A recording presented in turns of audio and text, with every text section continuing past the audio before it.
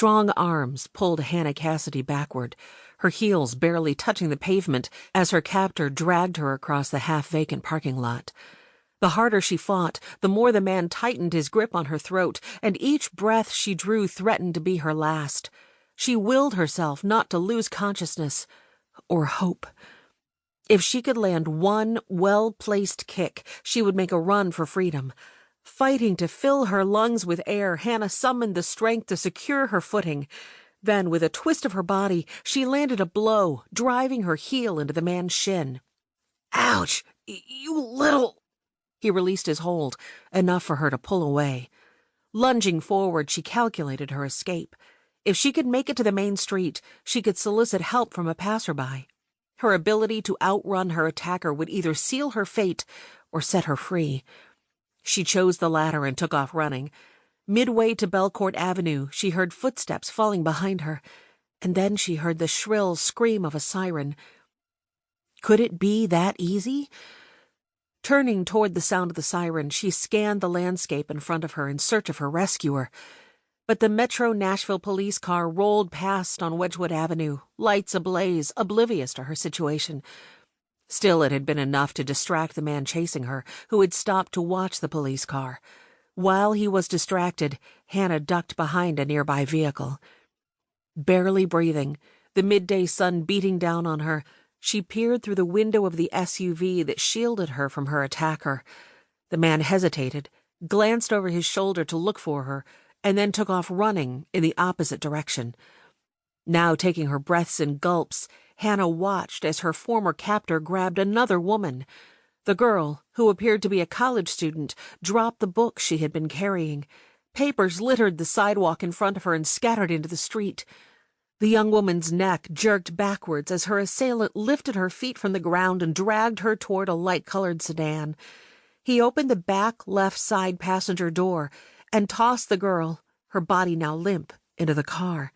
Then he slammed the door. Seconds later, he jumped into the driver's seat and sped away, heading up the hill toward Belmont University and, perhaps, the interstate highway just beyond. Hannah's gut churned as she replayed the last few minutes of her life. The stranger's arms wrenching her throat, choking, squeezing, dragging her. How had she managed to escape? And if she hadn't, would her fate have been the same as the young girl who had just been whisked away? She knew the answer, and it drove her to her knees. Jake Matheson pulled his dark gray Toyota Tacoma into an empty parking spot on Belcourt Avenue near 21st Avenue South. Glancing into his rearview mirror, he ran his hand through his short-cropped hair and gathered his composure. If this went as usual, he would be on his way home in an hour with zero connection and even more doubt that he could ever find someone special in his life again. Almost 2 years later, the pain of losing Riley still stabbed him in the chest. He switched his phone to mute and tucked his Tennessee Bureau of Investigation's Special Agent's badge into his back pocket.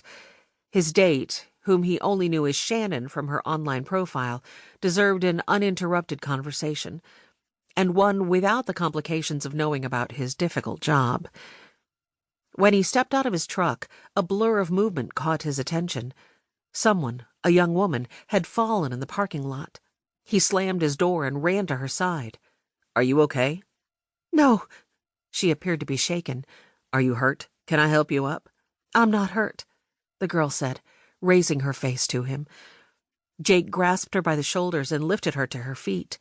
After leaning her against a nearby vehicle, he recognized the splotches on her neck as strangulation marks.